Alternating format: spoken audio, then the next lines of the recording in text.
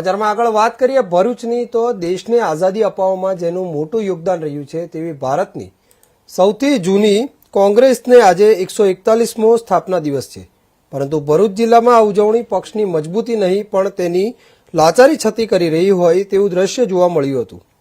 ભરૂચ જિલ્લા કોંગ્રેસ સમિતિ દ્વારા જિલ્લા કાર્યાલય ખાતે ધ્વજવંદનનો આ કાર્યક્રમ તો રાખવામાં આવ્યો હતો, પરંતુ આશ્ચર્યની વાત એ છે કે દેશની આટલી મોટી નેશનલ પાર્ટીના સ્થાપના દિવસે પણ કાર્યકરોની ભારે ગેરહાજરી જોવા મળી હતી।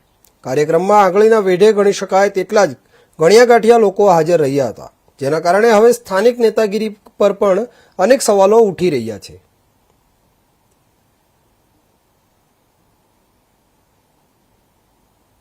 એકસો 41મા સ્થાપના દિવસે ભરૂચ જિલ્લા તેમજ ગુજરાતવાસીઓ અને હિન્દુસ્તાનવાસીઓને હું ખૂબ ખૂબ શુભેચ્છા પાઠવું છું। 1885માંથી સ્થાપનાથી આજે 141 વર્ષ પૂર્ણ થાય છે, ત્યારે 141મા સ્થાપના દિવસ છે, ત્યારે હું બધાને શુભેચ્છા પાઠવું છું। કોંગ્રેસનું યોગદાન આઝાદીથી લઈ આ દેશના બંધારણને અમલ કરાવવાથી લઈ અને સોય પણ નથી બનતી તે હિન્દુસ્તાનને આજે વિકાસની ફલક પર લઈ જનાર માત્ર કોંગ્રેસ પાર્ટી છે। ત્યારે સ્થાપના દિવસના દિવસે એ પાર્ટીનો સભ્ય છે એનો મને ખૂબ ગર્વ છે કે કોંગ્રેસ પાર્ટી જે આઝાદીમાં આ હિન્દુસ્તાનને આઝાદ કરવામાં ખૂબ મોટો રોલ છે એ પાર્ટીનું સભ્ય છું। સ્વતંત્રતા લોકશાહી બચાવવામાં અને સર્વધર્મ સંભાળવા માંડનારી પાર્ટીનો સભ્ય છું, એનો મને ગર્વ છે।